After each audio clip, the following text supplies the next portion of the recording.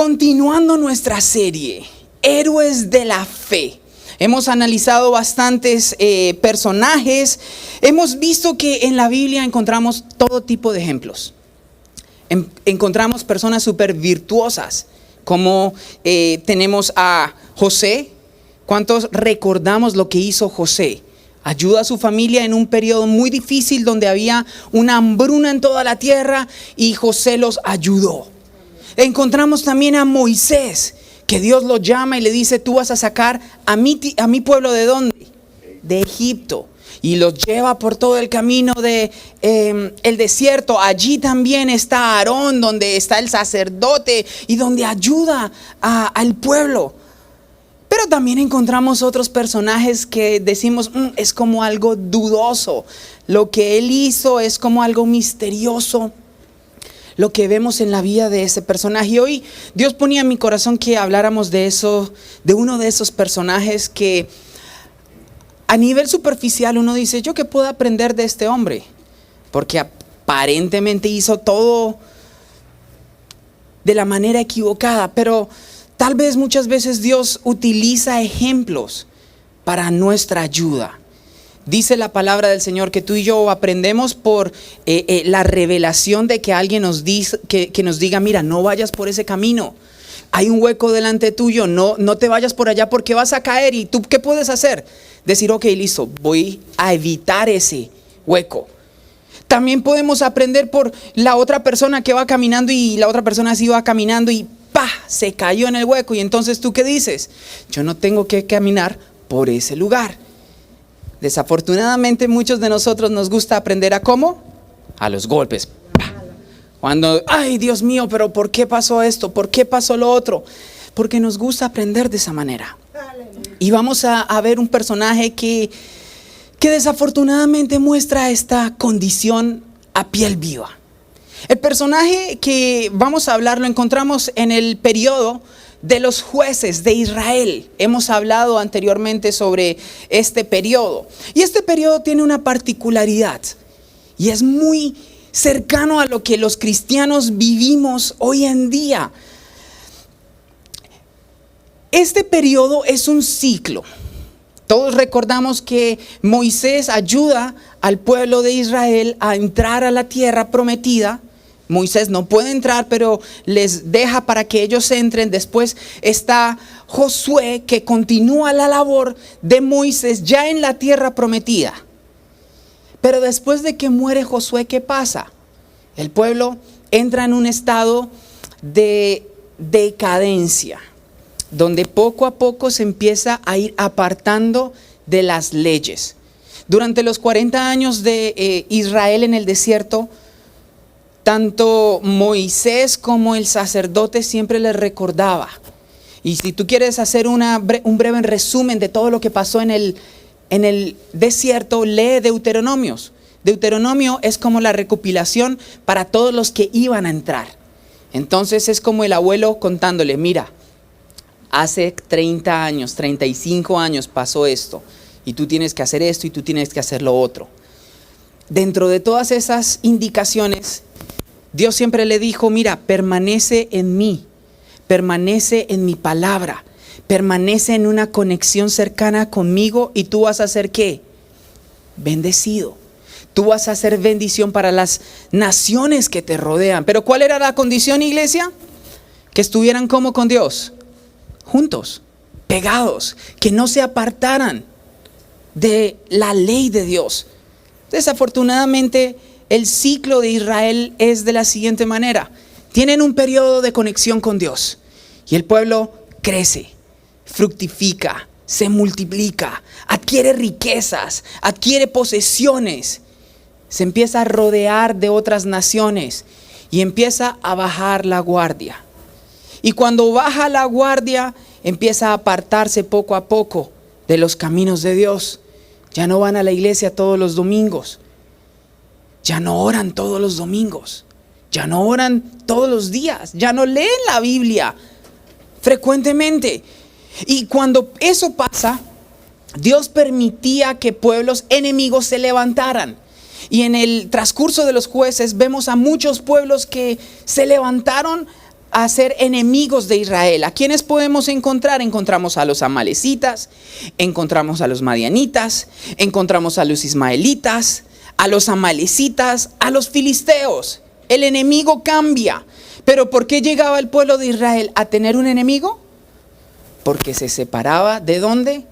De la palabra del Señor. Y el pueblo llegaba y atacaba a Israel. Israel caía bajo las manos del enemigo.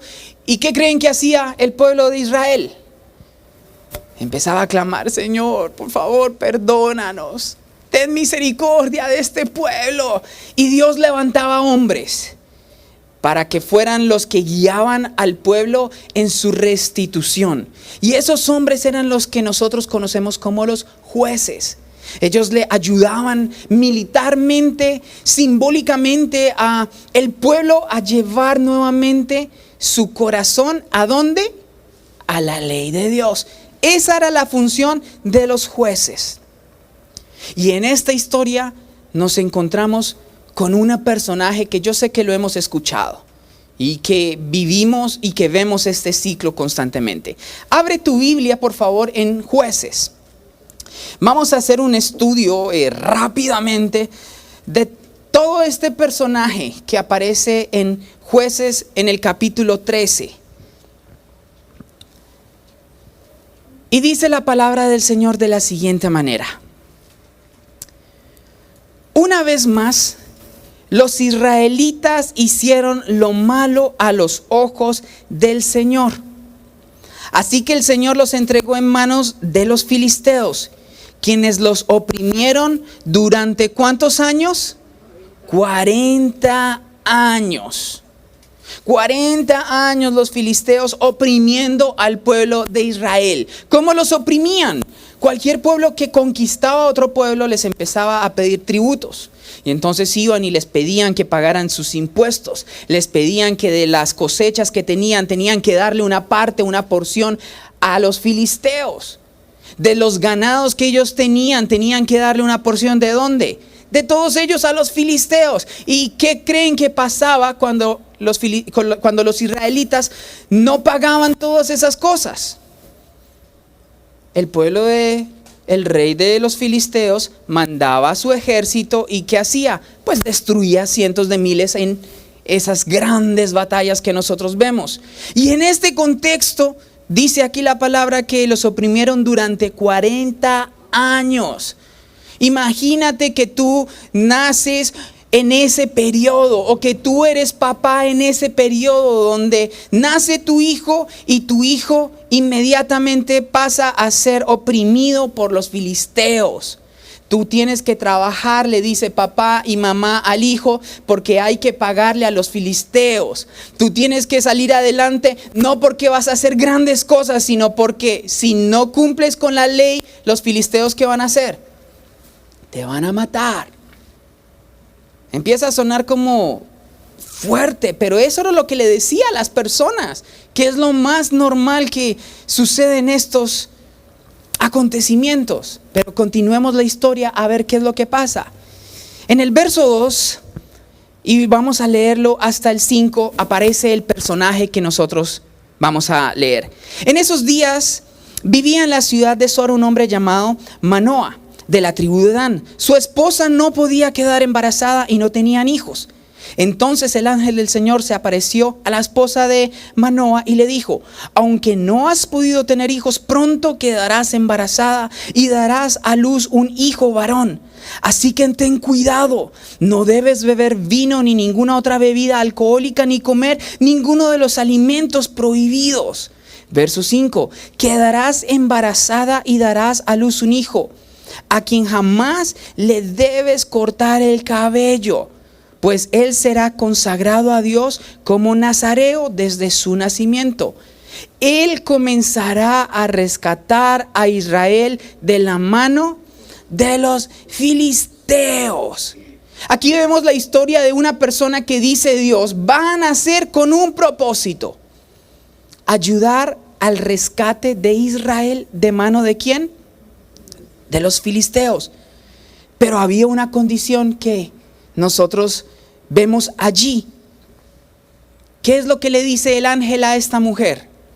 Tú vas a dar a luz, pero tú no vas a poder, ¿qué? Tomar vino. Y a tu hijo no le vas a poder, ¿qué? Cortar el cabello. Más exactamente, el ángel le dice, pues él será consagrado a Dios como nazareo. Y muchos de nosotros pasamos por en alto esa frase. Y asociamos, hoy cantábamos precisamente una canción que dice Jesús de Nazaret, y a los que venían de Nazaret les llamaban ¿cómo? Fácil. Pero el nazareo de esta manera no era un gentilicio, no era porque ellos nacieran en una ciudad en Nazaret. El nazareato era un voto que la persona hacía donde decía, yo voy a consagrarme siguiendo ciertas reglas de las cuales no me voy a apartar, porque va a ser señal de la conexión que tenemos nosotros y la representación que yo tengo como hombre de mostrar al Dios Todopoderoso y todo lo que tiene que ser correctamente religioso o litúrgico, junto con una excelencia ética y social. Eso quiere decir que la persona que era devoto nazareo cumplía las funciones, entre comillas, o el comportamiento como si fuese un sacerdote, porque tenía que cumplir la ley exactamente como se tenía que hacer, pero no participaba en los servicios de los sacerdotes, no sacrificaba, pero tenía que cumplir con todos esos requisitos. Y moralmente tenía que ser una persona que todo el mundo dijera, este hombre es muy buena persona. Mira este hombre cómo se comporta frente a una sociedad difícil. Mira este hombre cómo se comporta éticamente. ¿Cuáles eran las reglas de las personas que decían, voy a hacer el voto nazareno? La primera cosa que tú debes entender del voto nazareno es que lo podía tomar el hombre o la mujer. No es un solo voto para solo los hombres o un solo voto para las mujeres. Pueden ser los dos que van a decir, voy a hacer un voto de nazareo. Durante ese periodo que ellos dijeran, voy a ser nazareo, no voy a tomar vino, no voy a poder tomar no voy a poder comer frutos que deriven en bebidas alcohólicas. Entonces no podían comer uvas. No podían beber vinagre, no podían beber ninguna clase de licor, como lo menciona el texto. No podían cortar el cabello. Y cuando termina el voto nazareo, podía ser vitalicio o podía ser por un solo periodo de tiempo. Cuando el voto era por un periodo de tiempo, habían rituales que el individuo tenía que cumplir para decir, he pagado con mi voto de nazareo y ya terminé. Y habían otras personas que decían, yo me voy a dedicar la vida entera a hacer mi voto de nazareo. Estas eran reglas muy importantes y todos las entendían cuando decían, voy a ser nazareo. Como cuando papá y mamá hoy en día tienen un hijo y dicen, mi hijo va a ser un atleta. Cuando alguien te dice, mi hijo va a ser un atleta, ¿tú qué entiendes? Todos los sacrificios que vas a tener que hacer, ¿verdad? Lo vas a tener que llevar a todos los juegos, lo vas a tener que levantar temprano, vas a tener que tener una dieta especial, vas a tener que tú como padre incurrir en pagar para tener los entrenadores, para tener los gimnasios, para tener todo lo que tú necesitas, porque tu hijo va a ser un ¿qué? Un atleta. Y lo mismo pasa si yo como padre digo, mi hijo va a ser un virtuoso en la música. Yo ya sé lo que tengo que empezar a hacer desde temprana edad, empezar a mirar las clases que él va a tener, el instrumento el que él va a escoger, los profesores a los cuales yo voy a contratar, las academias a las cuales los voy a enrolar, porque yo sé que él va a ser un virtuoso en la música. Pues de esta manera, el ángel le dijo a la mujer, tú vas a tener un bebé, pero tu bebé no va a ser como cualquier bebé, tu bebé va a tener un voto especial. Entonces, eso es lo que nosotros vemos acá. Y todavía no sabemos de quién estamos hablando. Solo estamos hablando de un niño, ¿verdad? Que es un voto y que dice de esta manera. Ahora, si nosotros seguimos leyendo, vamos a Jueces capítulo 13, porque no vamos a salir de ese capítulo, no vamos a salir de Jueces, vamos a estar hablando en el 13, 14, 15 y 16, para que ustedes tengan la Biblia siempre abierta. Verso 24 y verso 25 dice así: así que cuando nació su hijo, ella lo llamó ¿cómo? Ya sabemos de quién vamos a estar hablando, Sansón. Y el Señor lo bendijo y el niño creció. Verso 25. Y el Espíritu del Señor comenzó a manifestarse en él mientras se encontraba viviendo en Manedán, entre las ciudades de Sora y Estaol. Así que nosotros ya tenemos al niño. ¿Cuántos de los que estamos acá alguna vez hemos escuchado de Sansón? Yo lo he escuchado muchas veces. ¿Y cuántos sabemos cuál era el superpoder que tenía Sansón? Hasta ese verso no sabemos, porque aquí no nos dice, solo dice que el Espíritu de Dios comenzó a manifestarse en aquel niño, pero no nos dice cómo lo hacía. Entonces, permítanme seguir sin que ustedes digan, yo ya sé lo que hace, yo ya sé lo que él podría hacer. Dice la siguiente manera, del capítulo 13 al capítulo 14, el niño crece. El niño es un adolescente y el niño ya se convierte en un adulto joven. Y caemos en el capítulo 14. Dice, verso 1. Cierto día, estando Sansón en Timna, se vio atraído por una mujer filistea.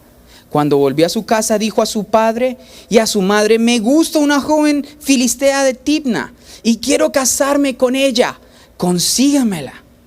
Pero su padre y su madre se opusieron. ¿Acaso no hay una sola mujer de nuestra tribu o entre todas las israelitas con la que puedas casarte? Preguntaron. ¿Por qué tienes que ir a los filisteos paganos a buscar una esposa? Sin embargo, Sansón le dijo a su padre: sí, padre, tienes toda la razón, me equivoqué, ¿verdad?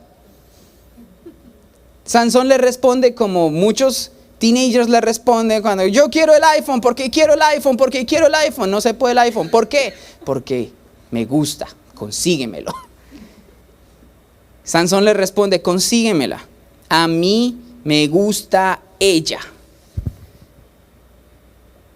Cuando yo leía esto, yo me preguntaba, ¿qué pasó? ¿Se acuerdan de los ciclos que yo les comenté al principio de lo que hacía Israel? Que estaba bien con Dios, estaba pegadito a la ley, estaba en la conexión con Dios y se mantenían firmes, creciendo, adquiriendo posesiones, adquiriendo conocimiento, adquiriendo cosas buenas. Y cuando llegaban a ese estatus, ¿qué hacían?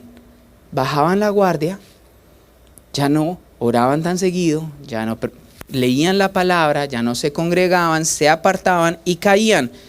Pues en este capítulo yo estoy viendo algo muy interesante. Primera cosa que yo veo interesante de este verso: ¿dónde estaba Sansón? En una ciudad que se llamaba Timna. ¿Y dónde era esa ciudad? Diga conmigo, era una ciudad filistea. Pregunta: ¿qué hace un hijo de Dios en territorio enemigo? Mira a la persona que tienes ahí al lado y dile: ¿qué hace un hijo de Dios en territorio enemigo? Los padres sabían cuál era el propósito que el niño tenía. Y al niño le tuvieron que haber enseñado. Porque tú te imaginas lo que tiene que crecer el cabello y que el niño le diga: ay, veo a todos mis amiguitos con cabellos, con cortes de cabello super cool, a la moda. Papi, mami, yo quiero cortarme el cabello. Y que papá y mamá le digan: no, mi amor, no puedes. ¿Pero por qué no? Porque tú eres diferente, tú eres para Dios.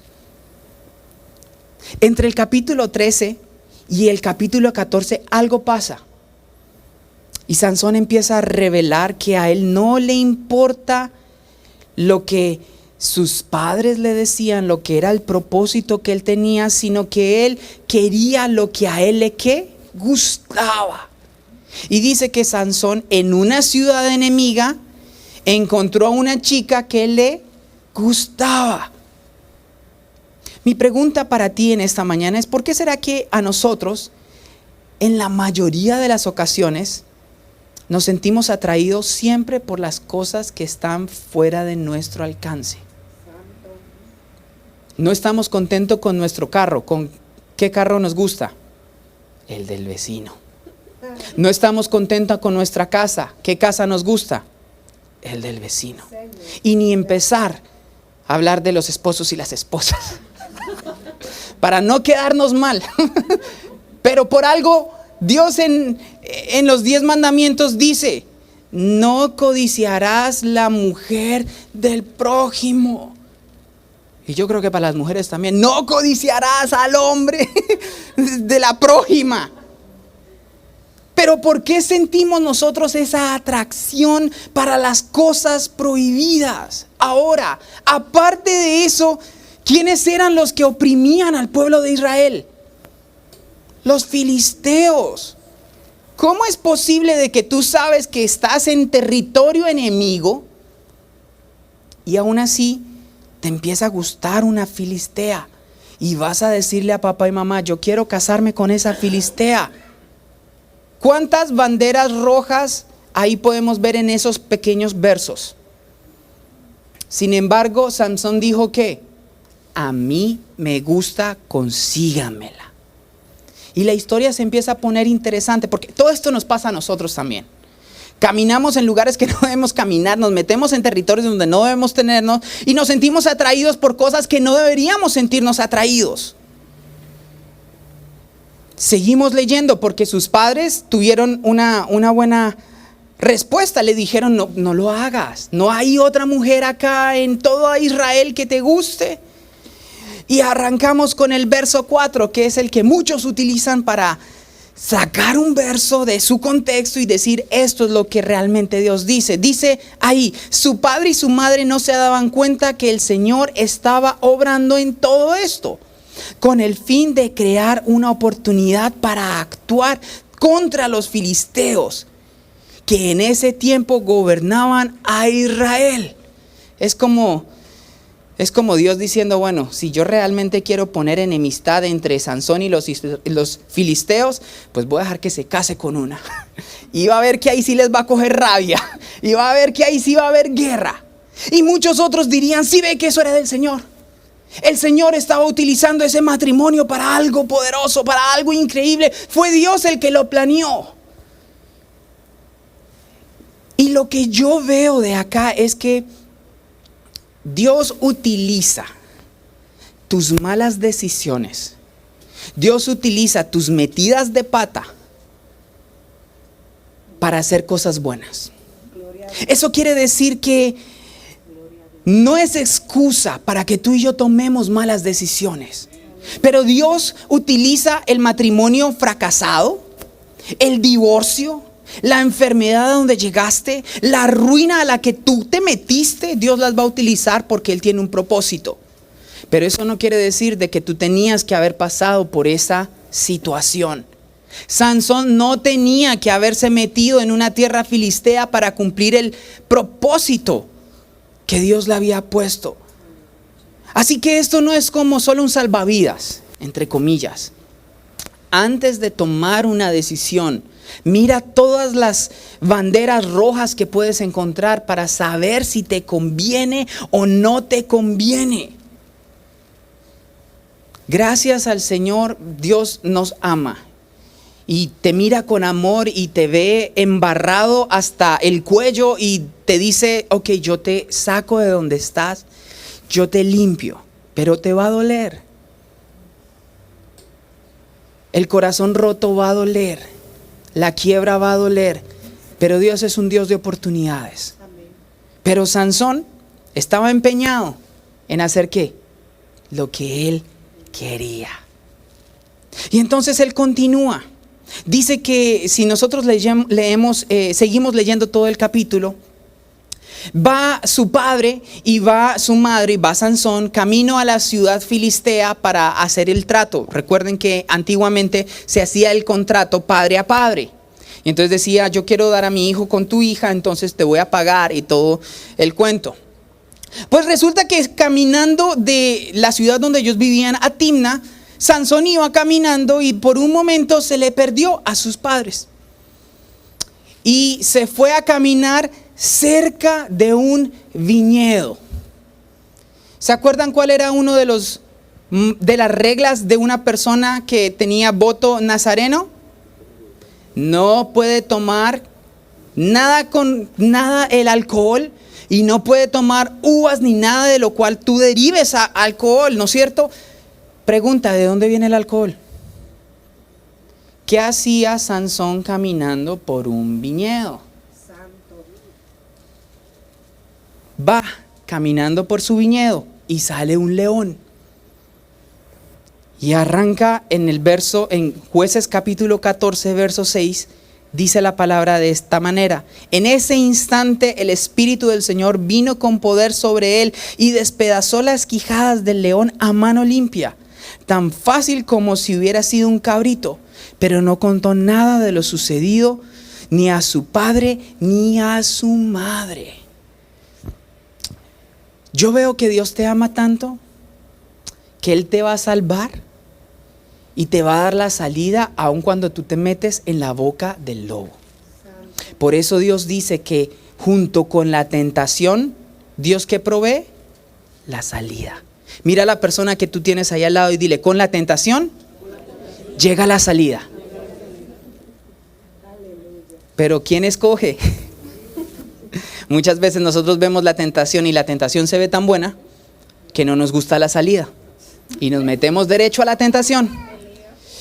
El caso fue que Sansón, gracias a Dios, mató al león, que no tenía que haber muerto el pobre león, pero Sansón, por estar en lugares que no debe estar, va a sufrir. Llega Sansón nuevamente y llega a la tierra donde estaba su supuesta prometida, hacen todo lo que tienen que hacer ahí, arreglan toda la situación y se van de regreso. Y a que no adivinan qué hizo Sansón, dice ahí Jueces capítulo 14 en el verso 8 hasta el verso 9, dice: más tarde, cuando volvió a Timna para la boda, se apartó del camino. ¿Para qué? Para ver el cadáver. ¿Cuál era una de las reglas del voto nazareo? Que no podía tocar personas muertas o animales muertos. Dice: se apartó del camino para ver el cadáver del león y encontró un enjambre de abejas que había hecho miel en los restos del animal. Como grotesca la imagen. Pero más grotesco lo que pasa a continuación. Entonces tomó un poco de miel con las manos y la fue comiendo por todo el camino. También dio un poco a su padre y a su madre y ellos comieron, pero no les dijo que había tomado la miel del cadáver de un león. Nosotros leemos esto y yo digo: ¿cómo es posible que tú hagas algo tan grotesco? ¿Sabes cómo es posible? Como aquella persona que sabe que está robando y va ahí de lo que roba, le da a su familia. Como en las películas que uno solía ver, donde todos estos sicarios, todas estas personas narcotraficantes, todas esas personas con mucho dinero, de los negocios lucrativos, del contrabando, de la droga, ¿qué hacían? Van y ponían a sus hijos en las mejores escuelas. Van y compraban las mejores casas para sus familias. ¿Qué es lo que estaban haciendo? Comiendo del pecado. Y hay muchos hoy en día que hacen exactamente lo mismo. Siguen comiendo del pecado, porque del pecado salen cosas que aparentemente son buenas. Pero si a ti te hubiesen dicho: esta miel vino del cadáver de un león, ¿tú qué es lo que haces? La rechazas. Pero el pecado entra de maneras que no los percibimos. Para Sansón no era malo tocar un cadáver y no era malo comer miel de ese cadáver. Esto me da a entender que dentro de nosotros hay una ley que siempre nos impulsa a ir a lo malo, y que una vez estamos frente a lo malo, el enemigo nos cega y nos pone una venda. Y por eso no nos damos cuenta de lo que estamos haciendo. Por eso no nos damos cuenta de lo que estamos viviendo. Cuando la persona es seducida por el pecado, esa venda llega a tus ojos y no te das cuenta lo que estás arriesgando si caes en esa seducción. No te das cuenta el peligro que estás corriendo si decides decir, lo hago. Porque el pecado te enceguece. La naturaleza que hay dentro de nosotros nos enceguece. Por eso dice la palabra en el Nuevo Testamento, presenta tu cuerpo como un sacrificio. Presenta tu vida como un sacrificio. ¿Sabes qué es un sacrificio? Venir a la iglesia cuando está lloviendo. ¿Sabes qué es un sacrificio? Venir a la iglesia cuando hay un solazo hermoso. ¿Sabes qué es un sacrificio? Levantarse temprano a orar. ¿Sabes qué es un sacrificio? Acostarse tarde orando. ¿Qué es un sacrificio? Leer la Biblia cuando no quiero. ¿Qué es un sacrificio? Levantar mis manos y decirle a Dios gracias cuando no lo siento. Eso es un sacrificio, y así tú y yo ponemos nuestro cuerpo en el lugar correcto. Pero de acuerdo a lo que yo veo en la vida de Sansón, donde tenía todos esos principios. ¿Quién sabe en dónde? Porque todos los errores que cometió, y él seguía y seguía avanzando. Después de todo esto, llega a la boda. Y el padre de la novia le da 30 amigos para que sean los compañeros de la boda. Y Sansón decide hacer ahora, tras del hecho, una apuesta con ellos. Y en el verso 14 les dice un acertijo. Dice, entonces le recitó, del que come salió algo para comer y del fuerte salió algo dulce. Le dice a los amigos, si ustedes me dicen de qué estoy hablando, yo les voy a dar a cada uno un traje increíble.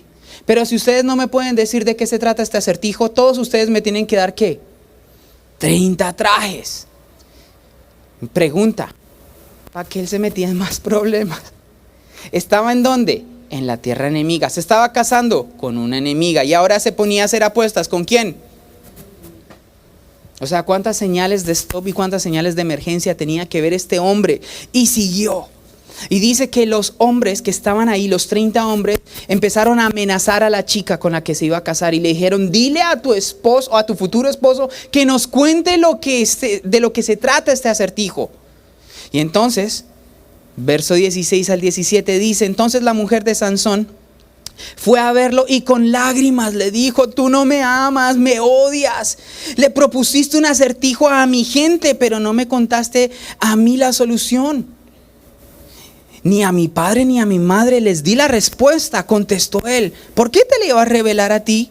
Y entonces, ¿qué hace el enemigo? Entonces ella no dejaba de llorar cada vez que estaba con él y siguió llorando hasta el último día de la celebración. Finalmente, cuando llegó el 7º día, él le dio la respuesta porque estaba ¿cómo?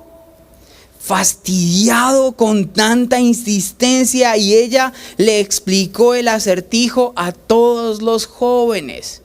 ¿Sabes qué hace el enemigo contigo y sabes qué hace el pecado contigo?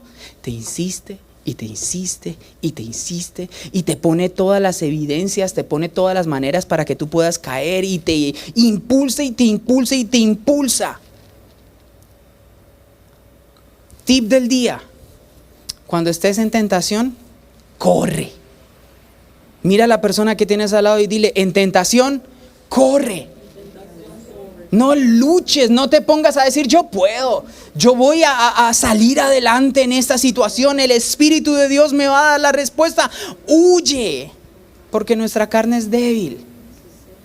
Y dice que tanto fue lo que esta señora le insistió que él terminó ¿qué? Cediendo. Después de eso, Sansón sale de mal genio, va y mata a 30 personas de los filisteos y les da el pago de su apuesta y se va furioso para la casa. No explica nada a nadie. Y llegamos al capítulo 15, donde Sansón, después de todo ese show que hizo, capítulo 15, arranca Sansón diciendo, voy a regresar a ver a la que me iba a casar, pero que no me casé, pero de todos modos supuestamente es mi esposa. Y literal dice, voy a llegar allá porque pues es mi esposa y voy a tener relaciones con mi esposa. Que ni siquiera se había casado, porque no habían consumado nada. Y el papá de la señora, de la muchacha, se la dio a casar a uno de los padrinos de la boda. Y Sansón se pone pues más bravo. Y va y destruye todo el viñedo, todos los cultivos de los filisteos. Y después de eso dice que él se aparta. Y llegamos al capítulo 15, verso 20, donde dice, nuevamente después de todas esas metidas de embarradas, Sansón empieza a cumplir lo que tenía que se supone cumplir. Dice, Sansón fue juez de Israel por 20 años, durante el tiempo en que los filisteos dominaban la tierra. Después de todas estas cosas que cometió, que no tenía que haber cometido, llegó al instante donde parece que hubo un cambio y se convierte en el juez que tenía que hacer. ¿Por cuánto tiempo? Por 20. Y ya me quedé sin tiempo, así que vamos a terminar para la próxima oportunidad. Porque después de estos 20 años, a que no adivinan qué llega. Mira a la persona que tienes al lado y le vas a decir, nos vemos el próximo domingo. Porque es interesante lo que pasa. Porque vemos todos los problemas que Sansón se metió. Y en este punto tú dices, ¿cómo no vio? Les voy a poner tarea. Nadie puede leer este capítulo, ¿ok? Porque creo que todos van a llegar intrigados a leer lo que pasó. No pueden googlear, no pueden leer. Hasta el próximo domingo, el capítulo 15 y 16 está prohibido para todos ustedes, ¿ok? Pero solo quiero que salgas de acá con ese pensamiento en la mente. ¿Cuántas señales rojas tiene que haber delante tuyo para que tú te des cuenta que estás caminando por el camino equivocado? ¿Cuántos stop signs va a poner el Señor y cuántos de ellos tú te los vas a comer porque quieres? Porque para ti es más importante tu satisfacción instantánea que decir yo soy un voto nazareo. Mira a la persona que tienes al lado y dile, tú eres un voto nazareno. Porque tú eres apartado para Dios, tú eres luz en medio de las tinieblas, tú eres la sal de este mundo. Pero ¿será que estamos viviendo como está viviendo o como vivió Sansón? Una caída tras de otra caída, tras de otra caída. Cierra tus ojos.